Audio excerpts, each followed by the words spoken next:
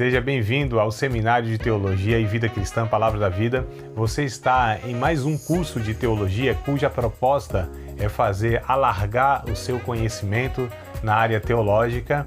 Um curso descomplicado, contextualizado, provocativo, reflexivo e que faça sentido para a nossa vida cotidiana. Porque entendemos que não só a construção conceitual da teologia, respeitando as correntes da teologia construída nesses quase 2000 anos, mas isso só não é suficiente. Nós pretendemos que a partir do entendimento bíblico, dos conceitos esclarecidos, nós possamos reproduzir isso em uma espiritualidade no nosso cotidiano e nas relações. Seja bem-vindo a mais uma aula do curso de teologia do Seminário de Teologia Palavra da Vida. Hoje nós vamos estudar então na sequência, né? A gente está seguindo a sequência aí como está disposto aqui, né, nas nossas Bíblias, né, em todas as Bíblias, né, não muda, né, sequência de Bíblia, a sequência dos livros, melhor dizendo, na Bíblia ela não muda, independente de versões e tudo, né, tá desse jeito aqui. Isso aí, todas as versões respeitam. Embora a gente já sabe, né, por outros estudos, inclusive, desde o Antigo Testamento, que não é porque um livro está depois do outro, é que ele foi escrito depois do outro, ou que o período que ele foi escrito é um período nessa sequência, né? Então isso aí a gente já sabe também por diversos outros livros que a gente já comentou, mas insisto novamente a trazer a mesma informação aqui, porque esse livro de Gálatas, ele entra nessa questão. Ele está aqui como, né, a quarta epístola de Paulo, na verdade, né? Então a gente estudou Romanos, 1ª, 2ª aos Coríntios e agora Gálatas, ou seja, a quarta epístola de Paulo. E está aqui, ó, depois dos Evangelhos, depois de Atos, enfim. Aqui não estou lembrando muito a sequência não, mas deve ser o quê? O 7º livro da Bíblia, do Novo Testamento, melhor dizendo, né? Então você tem os 4 Evangelhos, Atos, Romanos, 1º e 2º aos Coríntios, ele é o 9º livro, né? Então o 9º livro do Novo Testamento, ó, já estamos no 9º livro. Só que ele é o primeiro livro, preste atenção nessa informação que eu acho que é interessante. Ele é o primeiro livro do Novo Testamento a ser escrito. Então, só para a gente ver, ó, ele é a quarta epístola de Paulo, mas não é a quarta a ser escrita, é a primeira a ser escrita de todas as epístolas de Paulo. E é o primeiro livro do Novo Testamento a ser escrito também, né? Que a gente tem lá o Mateus, Marcos e Lucas e tal, mas eles não são os primeiros, tá? Então, é Gálatas. Gálatas é a primeira carta que Paulo escreve e é o primeiro livro do Novo Testamento a ser escrito, né? Lá por volta do ano 49. Então essa é a data que ele escreve essa carta aí, 49 depois de Cristo, ou seja, quantos anos aí? Deixa eu ver, 16 anos depois da morte e da ressurreição de Cristo, né? Então Jesus ele morre e ressuscita ali pelos anos do ano 33 aproximadamente, tá? 33, 34, talvez 35. Falou, André, mas que confusão é essa? Se Jesus morre com 33 anos, como que pode ter a possibilidade dele ter morrido no ano 35? Como pode ser isso, né? Porque há uma diferença de datas, enfim, é um negócio meio complicado, até não vale muito a pena quebrar a cabeça não. Mas a questão é, depois que Jesus morre, esse livro foi escrito em torno de 16 anos, tá? Depois, ou seja, ano 49 aproximadamente. O autor, como eu falei, o próprio apóstolo Paulo, né, tem um tema, tá? O tema dessa epístola aqui, dessa carta, é salvação pela graça mediante a fé. Então esse é o tema, salvação pela graça mediante a fé. É isso que Paulo vai abordar, vai girar em torno disso, né? Isso é a tônica da carta. Paulo vai abordar sobre a salvação que ela acontece, né, pela graça de Deus. A doutrina da graça nessa carta ela é muito enfatizada, e isso por meio da fé, a fé em Cristo, né? Então a fé em Cristo salva o pecador por causa da graça de Deus, tá? Seria a ideia aí. E a gente vai ver o porquê que Paulo ele enfatiza isso, né? Por que Paulo decide falar sobre isso, tá? Ao contrário das outras epístolas, é sempre direcionada a uma igreja, né? A igreja aos Romanos, a igreja em Corinto, né? A igreja em Éfeso, que a gente vai ver, por exemplo, semana que vem, se Deus quiser. Então, é uma igreja, uma comunidade local, tá? Aqui não. Olha só, vamos para o capítulo 1 aqui a gente já vê verso de número 2, que tem uma diferença, ele já endereça essa carta aqui, não só uma igreja, é um conjunto de igrejas. No mínimo, nós sabemos que são 4. Se havia mais, não sei, os historiadores não sabem direito, mas sabe-se certeza que eram no mínimo 4, tá? Olha o que ele diz: e todos os irmãos que estão comigo, as igrejas da Galácia, tá no plural, né? As igrejas da Galácia, né? Se a gente vê, por exemplo, lá Efésios, para comparar, ó, vamos comparar aqui com Efésios, lá no capítulo de número 1, e ele vai falar, por exemplo, no Efésios capítulo 1, só para comparar, tá? Efésios capítulo 1, verso 1. Paulo, apóstolo de Jesus Cristo, pela vontade de Deus, aos santos que estão em Éfeso e fiéis em Cristo Jesus. Ó, então, aos santos que estão em Éfeso, na cidade de Éfeso, né? Aqui não, as igrejas da Galácia. A Galácia era uma região, tá? É até engraçado, né? Que parece que é galáxia do espaço, né? Não é não, até quando a primeira vez que eu li assim, Galácia, né? Que nome curioso, né? Será que Paulo estava escrevendo aos extraterrestres salvos e resgatados? Mas a Galácia era uma região que essas 4 igrejas, no mínimo, era Derbe, Icônio, Listra e Antioquia da Pisídia, tá? Essas 4 igrejas, a gente vê isso lá no capítulo 18 de Atos, lá no capítulo 13 e 14 de Atos também. Então, os capítulos 13 e 14 é quando Paulo é enviado com Barnabé pela igreja, né, a essa região, tá? Então, é por ali que ele circula, planta igrejas, prega o evangelho, né? E aí depois é o que ele endereça essa carta, tá? Então, assim, Paulo teve o contato lá pelos anos 48, 49 mesmo, né? Foi enviado lá para essa região, pela igreja lá de Jerusalém. Ele e Barnabé, eles passam por lá, por essa cidade, Listra, Icônio, Derbe e Antioquia da Pisídia, porque tem 2 Antioquias, né? Da Síria e da Pisídia. E ele vai para Antioquia da Pisídia. Então, essas 4 cidades, essa carta, ela foi endereçada. É chamada de carta circular, por causa disso. Ela circulava nessas igrejas, né? Não foi a uma igreja e mandou a outra e mandou a outra, não. É a mesma carta. Irmãos, a gente precisa... Irmãs, né? Irmãs mesmo, as 3, ó. As 3. A outra também é a irmã ali, ó, que tá cingindo os lombos, ó. Ó a carinha dela, cingindo os lombos ali, ó. Meu pai amado, será que tá comendo churros? Coisa boa. Então, vamos lá. Eu tô vendo, que gracinha. Quem tá aqui na gravação do celular não tem noção do que eu tô vendo aqui, né? A imagem da realeza, da princesa ali, ó. Então, vamos lá. Eu até perco o raciocínio, vou falar uns negócios que saem totalmente do assunto. Eu tava falando o quê, mano? Vocês podem me ajudar aí? Não? A carta era circular, porque ela passava em toda a região. Obrigado. Mãe é mãe. Mãe, olha, dá comida, mas assiste aula. Tá vendo? Mãe é agro, mãe é tudo. Mas é bem por aí. Homem ainda é uma coisa só. Vai falar 2 coisas, dá tilt. Tá vendo? Trava o HD. É preciso destravar. Então, a carta circular, né? Ela não era endereçada a ela não era enviada a uma, depois enviada a outra carta. É a mesma. Porque naquele tempo, amadas, para você produzir um pergaminho, né, não era um negócio simples. Hoje não, hoje você escreve alguma coisa, digita, enfim, até as cartas que a gente fazia à mão era muito fácil, muito barato, todo mundo tinha condição, né, financeira e tudo mais. Nesse tempo não. O papel, esse material, ou pergaminho, né, de couro, a tinta, nem todo mundo sabia escrever, né? Não era o caso de Paulo. Paulo sabia escrever, mas às vezes as pessoas não sabiam escrever, tinham que pagar um escritor chamado de amanuense. Enfim, todo esse processo era muito caro, né? Para você produzir uma carta dessa, a gente chama de livro, mas na verdade era assim, coisa bem pouca mesmo, né? De volume eu estou falando, não volume, porque o negócio era grande, mas eu estou dizendo assim, não era um livrão e tudo mais, mas era muito custoso, era muito caro para produzir isso. Então não era que ele enviou 4, uma para cada igreja, para cada cidade, ele enviou uma para uma cidade e ela foi lida lá e passada para outra, passada para outra, passada para outra. É por isso que é chamado de carta circular, né? Esse é o sentido, tá? Então vamos lá, Paulo escreve o ano 49, o tema salvação pela graça mediante a fé.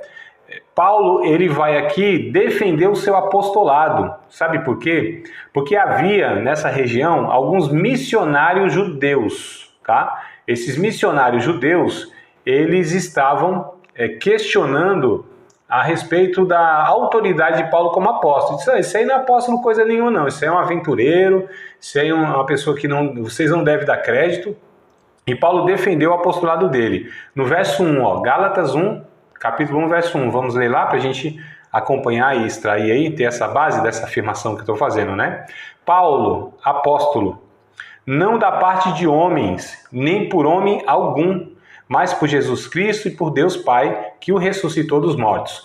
Então, logo aqui, ó, na introdução, no primeiro versículo, Paulo já vai defender o seu apostolado, dizendo: Paulo, apóstolo, não recebi da parte de homem algum. É interessante que ele também faz isso lá em 2 Coríntios, né? Não sei se vocês perceberam, eu nem lembro se eu comentei esse ponto lá, eu acho que sim, viu? Pelo que eu me lembro, eu comentei isso aí, né? Ele também precisa defender lá em Corinto, em certo momento, que ele tem essa autoridade apostólica. Então Paulo, ele era muito criticado nesse sentido, né? Você não é apóstolo, você não tem direito a sustento financeiro, você não pode andar com mulheres. Isso aí também, Paulo era atacado de tudo quanto é jeito, né? Falou assim, mas só eu que não posso andar com nenhuma irmã? Quer dizer, o fulano anda, o ciclano anda. É interessante que ele tem que se defender de todas essas questões, né? Paulo era atacado de tudo quanto é jeito. Então, assim, não se tinha nada moral para falar contra Paulo, mas o povo lá era terrível, né? Bem semelhante a alguns de hoje. Poucos, nem todo mundo faz isso, né? Bem tranquilo. Os homens de Deus, mulheres de Deus, obreiros, não sofrem essas coisas, não. Então, hoje é bem tranquilo, só Paulo, acho que naquele tempo sofria, né? Tem carga de ironia essa minha fala, viu? Preciso, às vezes, falar isso aqui, porque as pessoas, às vezes, não percebem que... Mas vamos lá. Então, Paulo, ele defende o seu apostolado lá também. É interessante, amadas, que depois nós vamos repetir isso na semana que vem, mas já quero trazer essa informação para vocês, que tem a ver, né, a ligação. A igreja de Cristo, a igreja hoje chamada de protestante, ela é fundamentada, ela tem suas bases doutrinárias justamente nos ensinos dos apóstolos, né? Do qual Paulo, inclusive o principal, né? Ele escreve, nós estudamos a primeira carta, né? Que foi a Romanos, a carta mais doutrinária, mais teórica no sentido mesmo da profundidade das doutrinas, doutrina da graça, do pecado, da fé, enfim, né? Tudo isso aí ele fala em Romanos. Então, assim, o Efésios capítulo 2, versículo número 20, se vocês quiserem anotar essa referência, 2 e 20 de Efésios, vai dizer justamente isso, né? Que nós somos, né, a igreja de Cristo, o corpo de Cristo, é fundamentado na doutrina dos profetas e dos apóstolos. Essa é a confissão, amadas, lá da história da igreja, lá nos primeiros séculos. Ano 325, a igreja, né, a liderança da igreja mundial na época, eles fizeram um concílio, né, aquela reunião dos principais líderes para discutir, porque vira e mexe teve isso na história, né? Então havia lá algum ensino herético, havia alguma propagação de um ensino que não condizia com a Bíblia. Então os principais líderes, né, na ocasião, eles se reuniam e falaram, não, opa, isso aqui está sendo ensinado, como a gente vai combater? Ó, o que está sendo ensinado aqui é bíblico, tem pessoas falando isso e tal. Então isso acontecia vez por outra. Aconteceu primeiro lá em Atos capítulo 15, né, depois nesse ano 325, e aí foram acontecendo outros na história também, tá? Né? Não tantos, assim, não era toda hora que isso acontecia, mas a gente teve aí no mínimo aí talvez uns 6, 7, 8 concílios, estou falando ao longo desses 2000 anos, né? E o que acontece? Nesse concílio chamado Concílio de Niceia, que foi na cidade de Niceia, eles concluíram, né, entre algumas declarações lá, que a igreja ela é una, é santa, é católica e apostólica. Olha só, né? Qual é a definição da igreja doutrinariamente? A igreja é una, só existe uma igreja, não existe diversas igrejas. A igreja de Cristo é uma só, é constituída de todos os povos, Antigo e Novo Testamento, de todos os tempos. Então ela é una, ela é santa, quer dizer, ela é distinta, ela é separada, né, deste mundo.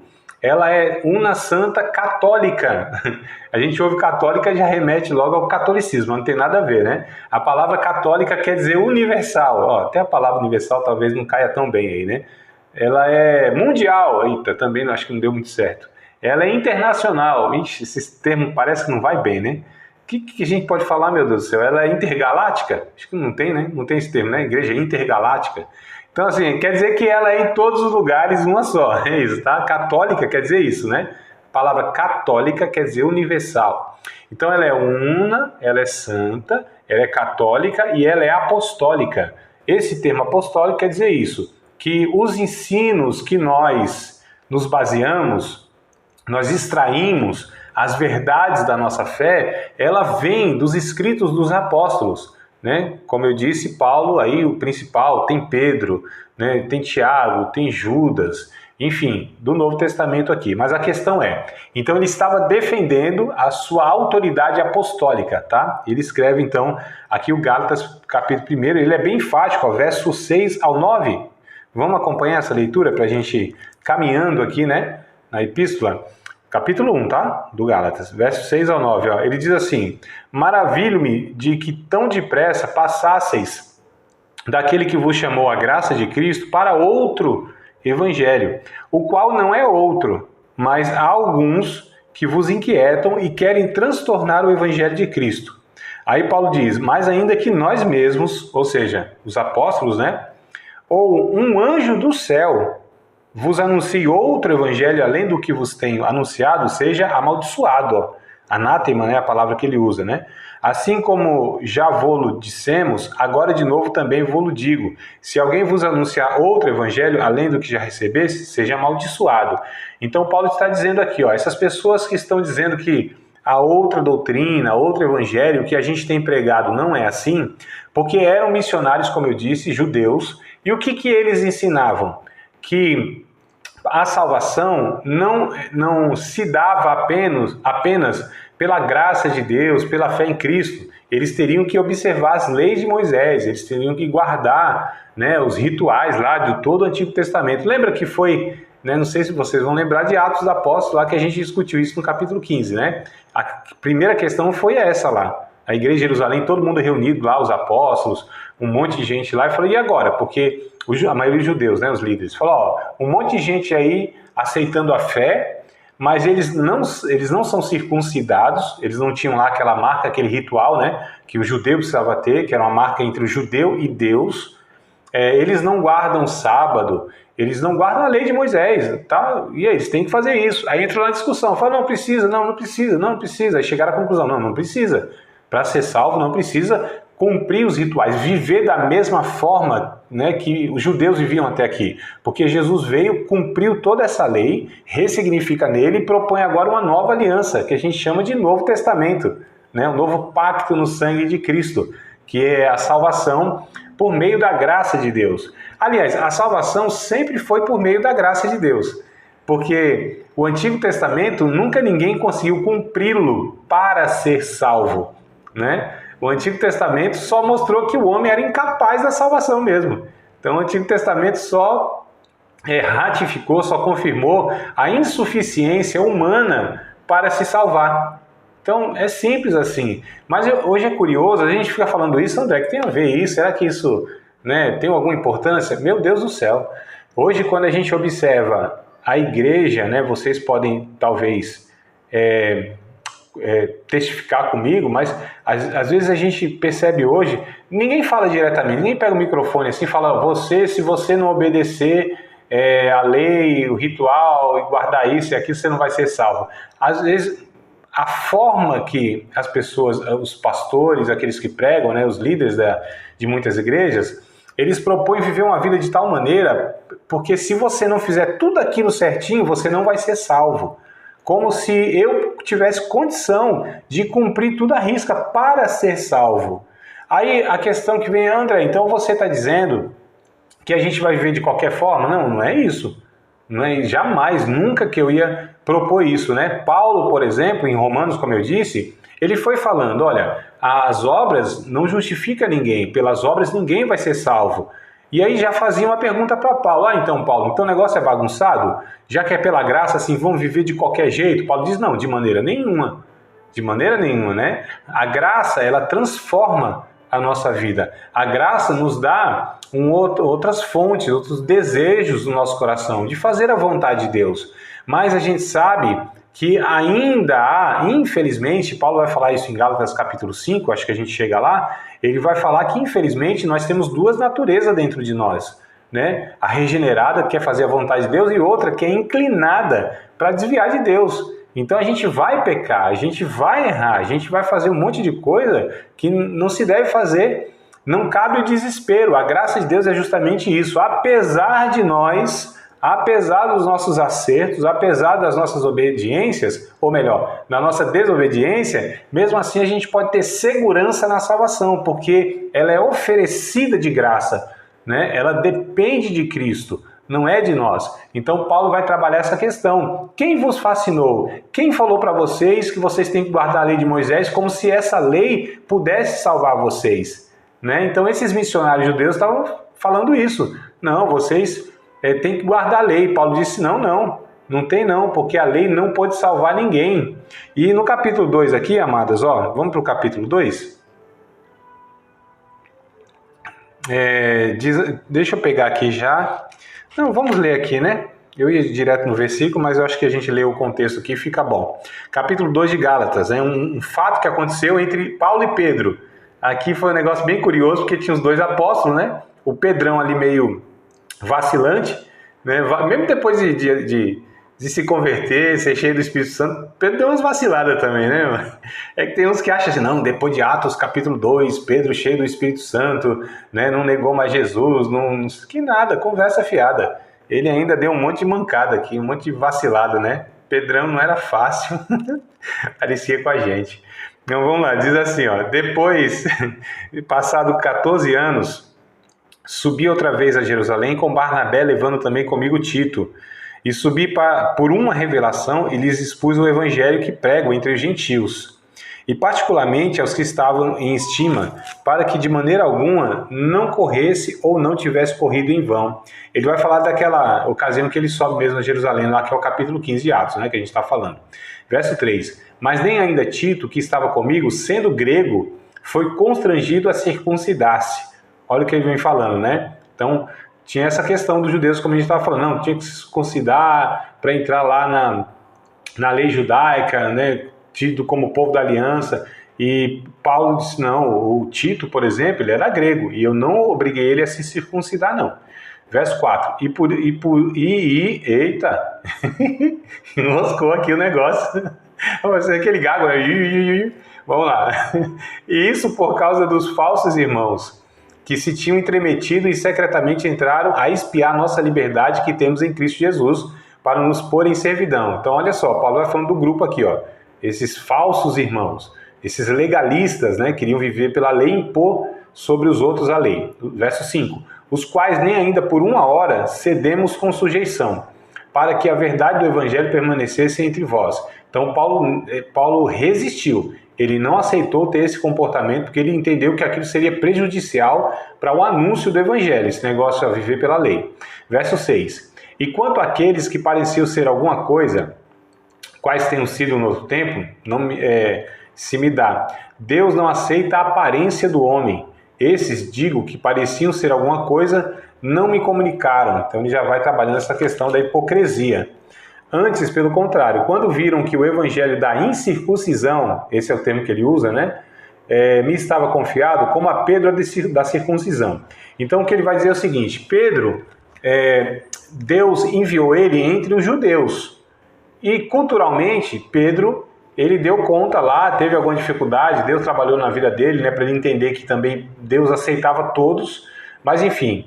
Agora Paulo não, foi enviado aos gentios, ou seja, aos não-judeus, as culturas mais diversas, né, que tinham. Mas vamos lá continuar no verso 9.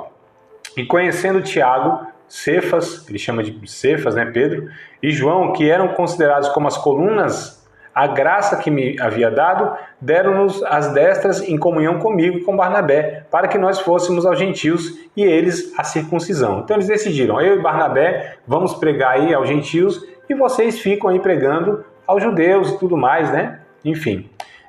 Verso 10. Recomendando-nos somente que nos lembrássemos dos pobres, o que também procurei fazer com diligência, e chegando Pedro a Antioquia, lhe resisti na cara. Olha que coisa interessante. Porque era repreensível.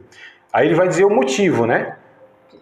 Verso 12. Porque antes que alguns tivessem chegado da parte de Tiago, né? Ou seja, os judeus, comia com gentios. Então Pedro estava lá comendo com gentios, que na lei judaica era proibido um judeu se juntar com gentil, e Pedro já sabia que aquilo não tinha nada a ver, porque Deus já tinha falado para ele lá em Atos capítulo 10, né? Falou, não faça impuro que eu já purifiquei, come tudo aí, e que aquela coisa está tudo certo, né? Deus já foi trabalhando na vida de Pedro. Mas aqui, porque antes que alguns tivessem chegado da parte de Tiago, comia com gentios, mas depois que chegaram e se foi retirando e se apartou deles, temendo o que eram da circuncisão. Então Pedro é aquele negócio, né? Ele dançava conforme a música, queria agradar a gregos e a baianos, como a gente diz, né? A gregos e a pernambucanos. E aí, o verso de número 11, e os outros judeus também dissimulavam, ou seja, olha, eram falsos com ele, de maneira que até Barnabé se deixou levar pela sua dissimulação. Até Barnabé ficou meio balançado assim, é por isso que Paulo foi lá e repreendeu. Verso 14. Mas quando vi que não andavam bem e diligentemente, conforme a verdade do evangelho, disse a Pedro na presença de todos: se tu, sendo judeu, vives como gentios, porque ele já tinha entendido que o evangelho não propunha todas essas regras da antiga aliança, né? Então, Pedro tinha entendido, era judeu, mas vivia como não judeu. E não como judeu. Por que obrigas os gentios a viverem como judeus? Olha que coisa interessante. Então, Paulo está combatendo essa ideia do legalismo.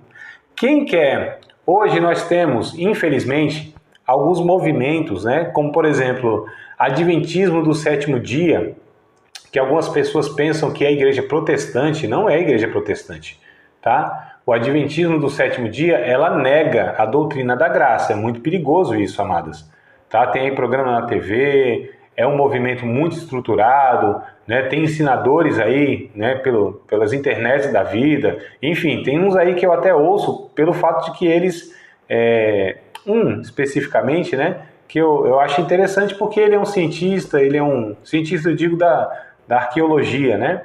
Mas a teologia deles em si, do Adventismo, é muito complicado porque eles, por exemplo, falam sobre a obrigatoriedade de guardar o dia de sábado. E a gente sabe que o Novo Testamento, inclusive o livro de Gálatas, né? Porque esses judeus aqui, esses missionários judeus, eles falam, tem que guardar a lei de Moisés, incluindo o sábado, né? Então muitos irmãos, muitos evangélicos, muitos cristãos vêm perguntar: André, mas para a gente guardar o sábado? Não, amados, claro que não.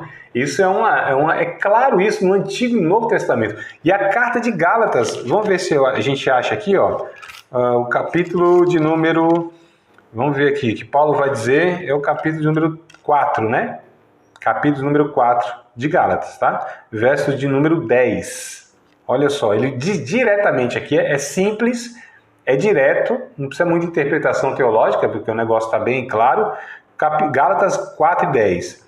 Paulo diz assim, aliás, eu vou ler desde o 8, tá? Mas quando não conhecias a Deus, servias aos que por natureza não são deuses.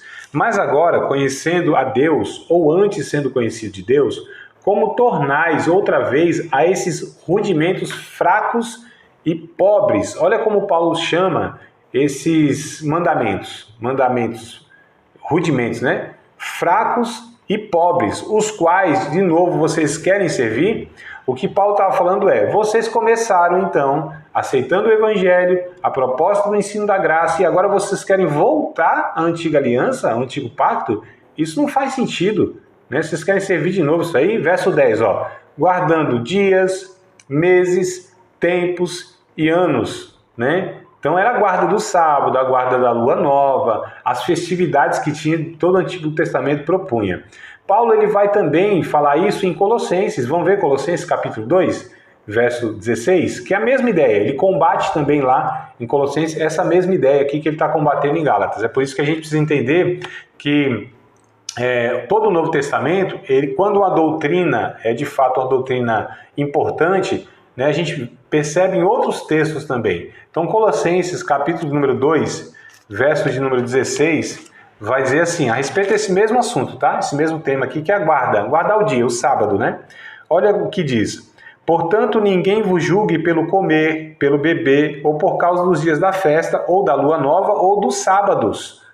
Porque na lei judaica havia mais de um sábado, né? Havia o sábado semanal, lá depois da sexta, havia um sábado, e havia um ano sabático também, tá? De 7 em 7 anos era guardado. Tudo isso era ritual do Antigo Testamento. E Paulo diz, ninguém vos julgue por essas coisas. Comida, ele diz, ó, pelo comer, pelo beber. Quer dizer, tinha comida lá que o judeu comia, e outra comida que ele não comia, né? Não tinha as comidas as permitidas e as não permitidas, a gente chama de lei dietética. E isso, no Novo Testamento, não tem sentido, não tem significado. Havia um propósito lá na Antiga Aliança? Havia. Isso foi cumprido, como a gente falou, em Cristo, né? Então, o Evangelho não é a continuidade do Antigo Testamento ou a continuidade do judaísmo. O Evangelho, de fato, é a revelação de Deus para um novo relacionamento, para uma reconciliação em Cristo. Não é que a gente vive, irmão, sem lei. A gente não é do faroeste de Jeová, né? Fora da lei. Não é isso. Nós temos, de fato, ensinamentos que vão nos dar parâmetros de comportamento. Mas não essas questões de pode e não pode. Infelizmente, muitos dos nossos irmãos, eles vivem, né? Preocupados assim, pode ou não pode? Sim ou não? Não é bem assim. Tem coisas, de fato, que não devemos fazer? Fato. Tem um monte de comportamento que ofende Deus, que é pecado. Mas não é nessa ideia de pode ou não pode. Isso eu posso, isso não posso. Isso posso, isso não posso. O Evangelho vem para transformar uma consciência, para nos dar uma maturidade, que é para a gente decidir, né? A gente saber, isso aqui não cabe a mim. Tem coisas até que me é permitido, mas em certas situações eu não faço, porque não é ético, não é coerente. Não é isso que Paulo fala? Todas as coisas me são lícitas, mas nem todas as coisas me convêm. Todas as coisas me são permitidas, né? Lícitas é permitida, mas eu não vou me deixar dominar por coisa alguma. Então eu fui chamado para a liberdade, não para a libertinagem, mas não fui chamado para viver, sabe, nessa questão de regra. Então tem coisas que eu até poderia fazer, não faço. Né? Então, a ideia que se tem assim, a gente é crente, não pode fazer nada, né? Não tem essa ideia? É crente, não pode fazer nada. Nós podemos fazer tudo, inclusive pecar, mais do que qualquer um. Então, o crente, ele é livre para pecar, né? Quem não serve a Cristo não é livre para pecar, ele é escravo do pecado. Ele não pode fazer outra coisa a não ser pecar, porque é escravo do pecado. Nós não, nós somos livres até para pecar. Então, se tem alguém que peca com toda a liberdade, é o cristão. Só por que nós não assumimos esse estilo de vida, de prática, de hábito do pecado, né? A gente peca porque, meu Deus do céu, infelizmente, há uma luta ainda grande, né? Que é para a gente fazer a vontade de Deus. Mas a questão é, por que a gente não faz isso? Porque por causa de uma natureza, por causa de um entendimento que nos foi dado, por causa de uma mente que nos foi dada, por causa de uma natureza, uma identidade. Nós vamos ver aqui no capítulo 5, que Paulo chama do fruto do Espírito, né? É o caráter de Deus na vida do crente. É mais ou menos um filho. A gente vai criando e a gente cria ele para quê? Para que ele seja maduro, para que ele entenda que ele não deve fazer as coisas não só porque é proibido, é porque aquilo não faz sentido para a vida, aquilo não é bom para a vida. Não é isso, amadas? Né? A gente que está querendo filho, ou neto, né? Mas os filhos ainda estão sendo criados, né? De vez em quando aí cabe uma chinelada, uma cintada, não cabe não? Uma tapa na nuca. Então a questão mas é para maturidade, não é só para que eles não façam. É proibido, não faz. Por quê? Por que não? Não, a gente leva a maturidade, a compreensão, para que eles decidam com entendimento.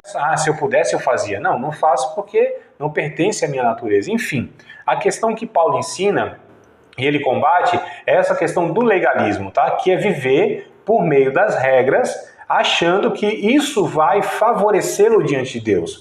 Isso vai torná-lo favorável diante de Deus. E Paulo diz, não.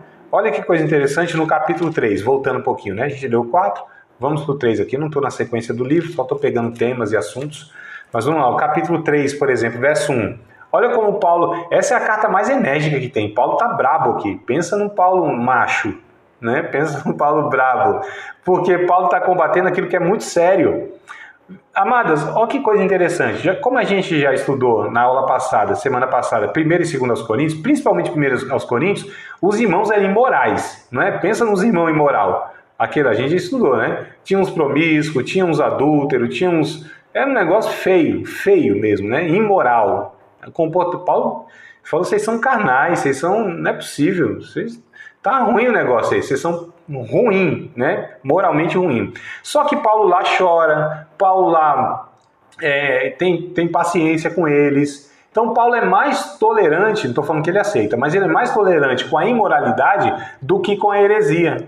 Com a heresia, ele vai, como a gente chama, né, com os 2 pés no peito aqui, né, desses caras.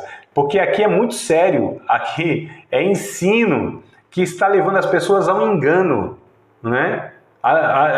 Como fala, a inferiorizar a obra de Cristo, né? Quando você quer acrescentar alguma coisa, se você não fizer isso e isso, não é isso. Jesus já fez tudo para sermos salvos. Esse é o ponto, amadas, né? A doutrina da graça diz isso. A obra de Cristo é suficiente. Eu não preciso fazer mais nada. Eu só preciso viver em Cristo. Eu preciso ser transformado a cada dia pela graça de Deus, viver pela fé em Cristo. Mas eu fazer alguma coisa para contribuir, para ganhar a bênção de Deus, para ser salvo, eu faço porque sou salvo. Vocês percebem a diferença?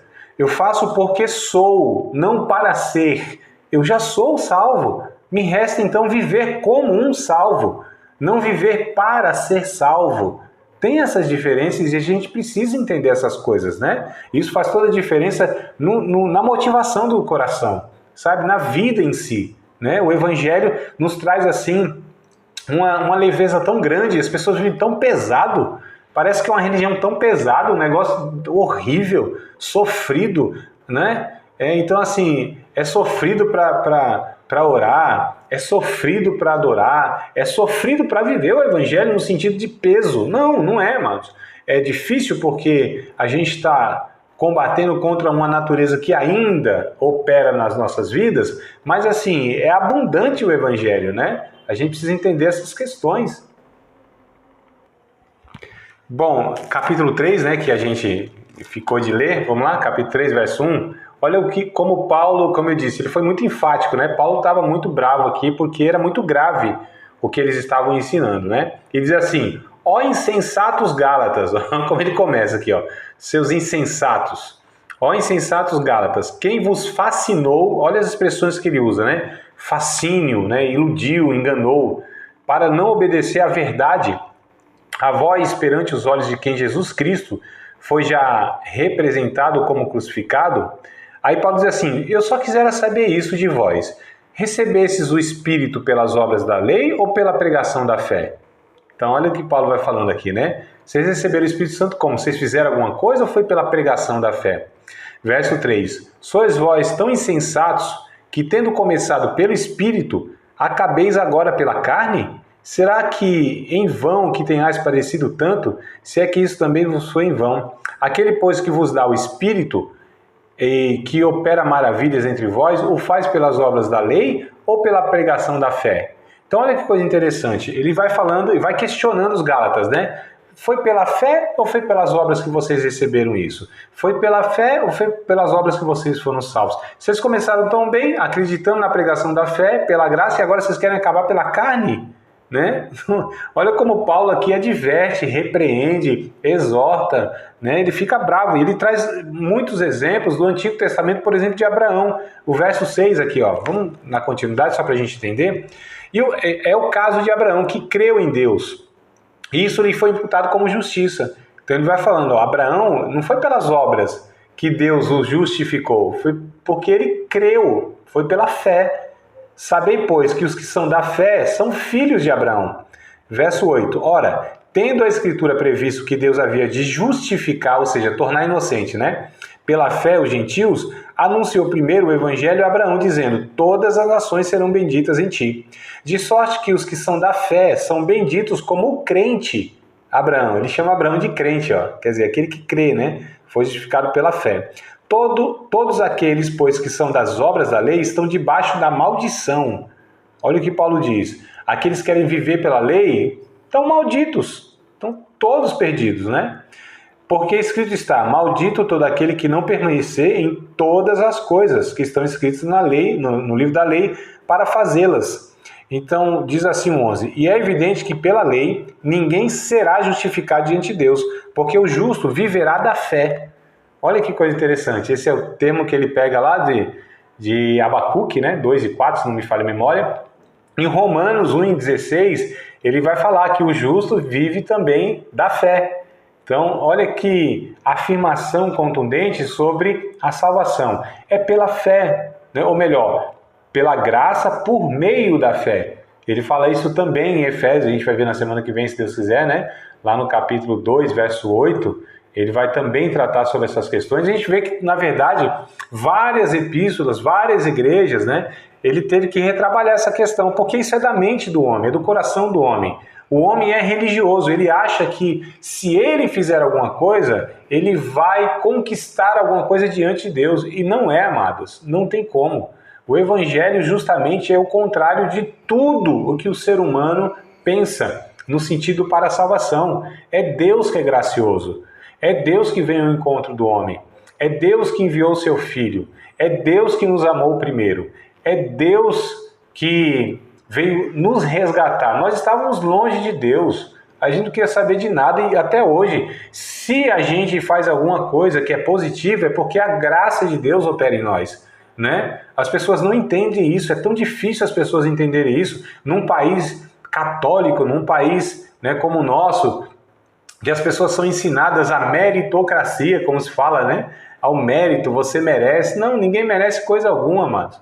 A gente é mal na essência, a gente se Deus nos entregasse as nossas paixões, se Deus nos entregasse aos nossos desejos, a gente estava perdido, a gente perdia todo mundo, enfim. Então a gente precisa entender a doutrina da graça. Então Paulo aqui em Gálatas, ele enfatiza isso, sobre a doutrina da graça e combate toda essa proposta.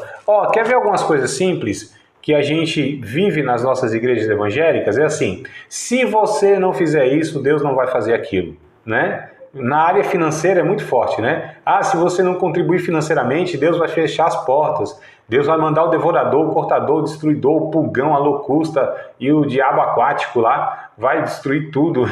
Se você não orar, Deus vai desgraçar a tua família, não vai te dar proteção. Se você não for para a igreja... Então, essa ideia de troca, de barganha, né? Então, não é assim, amados. Não é isso que ensina o Evangelho, tá? E esse é o grande problema. Quando a gente fala sobre isso, que é o que Paulo estava falando, vem sempre outro extremo, né? Então a gente não precisa fazer nada disso? Não, quem disse que não precisa fazer nada disso? A gente precisa ser generoso com dinheiro, né? A gente precisa ser uma pessoa que deseja orar, buscar a Deus, estar na igreja, por exemplo. Enfim, nós fazemos tudo isso com motivações corretas. Não é que a gente não faz porque elas não contribuem para a salvação. Como eu disse, a gente faz porque nós temos uma nova natureza, que Paulo no capítulo 5, né, no verso de número 22, ele vai falar que é a natureza do cristão. Ele ama, ele se alegra em Deus, ele tem paz com Deus, né, amor, gozo e paz. Ele é bondoso, ele é benigno, né, bondade, benignidade, mansidão, temperança, domínio próprio, enfim. É um caráter, é uma natureza. Então a gente age dessa forma porque pertence a nós. Não é porque nós queremos alguma coisa de Deus. Não é isso. Então as pessoas não entendem a relação que o Evangelho propõe e muitas vezes querem propor um sistema religioso por obras, como havia no Antigo Testamento, e chamam de Evangelho, né, de igreja evangélica. E quando a gente vai ver, os ensinos são totalmente equivocados, né? Então, infelizmente, as pessoas vivem mal o Evangelho, né? Por outro lado, tem pessoas desonestas que elas querem viver de uma forma totalmente também desregrada, pecaminosa. Isso também não é graça, isso é uma desgraça. Porque quer pegar essa graça de Deus e levá-la à hipergraça, como alguns falam, né? A um extremo de, se eu não preciso, então vou viver de qualquer forma, porque Deus só quer o coração. São extremos, percebe, amadas? Como são extremos essas ideias? E o equilíbrio é, bom, eu vivo procurando fazer a vontade de Deus porque eu amo a Deus e uma natureza em mim que pede isso, né? Mas não faço isso para eu alcançar de Deus alguma coisa, porque eu vou me sentir superior a alguém fazendo isso. Não. Então, assim, são as motivações, a gente precisa entender o espírito do Evangelho, tá certo? Essa é a questão, né? Bom, para a gente encerrar aqui, deixa eu falar só mais duas coisas rapidinho, tá? 3 minutos, no máximo 5, eu encerro aqui. Sobre a carta, né? Paulo, ele traz aqui no capítulo 5 uma lista mais intensa sobre as obras da carne. Então, lá no capítulo 5, a gente vê Paulo listando quais são as obras da carne, a produção da velha natureza. Ó, do verso 19, né, até o 21. Então, ele vai falar de várias práticas que ele chama de obras da carne. É a lista mais intensa que Paulo traz das suas cartas sobre as características do velho homem, tá? Outro ponto aqui que eu quero também passar para vocês, as características que tem na carta aqui, é a seguinte. Primeiro, é a defesa mais veemente, né, no Novo Testamento, da natureza do Evangelho. Então, essa carta é o que defende mais a natureza do Evangelho, ou seja, a natureza graciosa do Evangelho, né? Esse tom enérgico, intenso, né, e urgente, uma vez que Paulo lida com esses oponentes em erro, né, que são esses missionários aí, esses pregadores do legalismo, por assim dizer, tá? Enquanto ele repreende aqui os Gálatas, né, por se deixarem iludir tão facilmente por esses homens aí. O segundo ponto, quanto ao número de referência autobiográfica, então Paulo fala muito de si também. Ele faz isso lá em 2 Coríntios, né, que a gente já leu. Só 2 Coríntios que tem mais detalhes da vida pessoal de Paulo, né, mas aqui também tem bastante. Terceiro ponto, essa é a única epístola de Paulo em que ele explicitamente se dirige às igrejas, como a gente já falou, né? Então, as igrejas, aqui não é uma só, no mínimo 4. Quarto ponto aqui, ó, e último, contém a descrição do fruto do Espírito, como a gente disse, né? Bom, a obra da carne, o fruto do Espírito e a obra da carne, são as características das duas naturezas que nós temos quando aceitamos Cristo. Só tínhamos a antiga natureza, a obra da carne, pecava, fazia tudo quanto é coisa ruim mesmo, né? Então ele traz a lista mais intensa da nova natureza, que eu falei aqui, que são os 9 aspectos do fruto, né? E também as obras da carne. Então Paulo traz as características de um salvo e de um perdido. Então de um perdido ele pratica aquelas obras da carne. E o salvo, ele evidencia, ele manifesta aí o fruto do Espírito, que é o caráter, é a natureza de Deus formada no salvo. Tá certo? Isso que é interessante. A espiritualidade para Paulo são as manifestações, né, do fruto do Espírito. Então, assim, lá em 1 Coríntios, que a gente leu, estudou na semana passada, os irmãos lá era fogo puro, né? Tocha viva. Então, assim, era o crente dragão, né? Soltava fogo pela boca. É canela de fogo, né, irmão? Então profetizava, língua estranha, variedade de língua, dons de curar, dom da ciência da palavra, da sabedoria da palavra, dom da fé, e aquela coisa toda, aquele poder.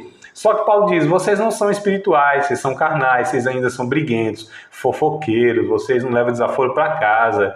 Paulo diz, vocês não são espirituais. Isso não é espiritualidade porque o Espírito Santo usa vocês através dos dons. Agora aqui em Gálatas ele vai mostrar o que é espiritualidade, o que é um termômetro para a gente falar, não, olha, eu de fato estou sendo espiritual porque eu pratico, eu possuo, eu manifesto, né, o amor, o gozo, a paz, enfim, tudo isso. Isso sim é termômetro, isso a gente avalia, porque fruto vem da natureza, é a produção da natureza. Os dons não é evidência de aprovação de Deus, não. Né? Então os dons, assim, é dom, é presente. A pessoa não mereceu, não fez nada e Deus está usando aquela pessoa lá por graça, misericórdia e por causa das outras pessoas que estão sendo beneficiadas. Agora o fruto não. O fruto é um resultado de um relacionamento íntimo com a natureza de Deus, com a pessoa de Deus, onde eu vou me tornando semelhante a Jesus, né? Que possui ao máximo essas características. Você acabou de participar de mais uma aula de um dos nossos cursos do Seminário de Teologia. Vida Cristã, Palavra da Vida. Espero que tenha te abençoado, não só alargado o seu conhecimento teológico, mas que tenha também atingido o teu coração para que você possa a cada dia mais reproduzir a vida de Deus nas suas relações cotidianas. Se você ainda não é aluno oficial de um dos nossos cursos, se inscreva aqui no contato que vai aparecer do WhatsApp. Também nos siga nas redes sociais, se inscreva no nosso canal, compartilhe à vontade e Deus te abençoe.